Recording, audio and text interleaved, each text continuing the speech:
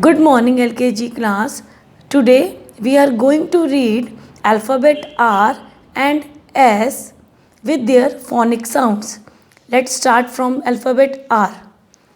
Capital R, small r. Capital R, small r. And R says R. R says R. R, rose.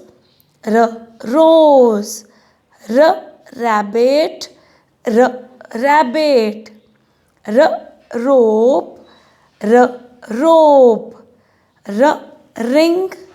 R, ring. R, rat. R, rat. R, rain. R, rain. Okay, students. Now we read alphabet S. Capital S, small s.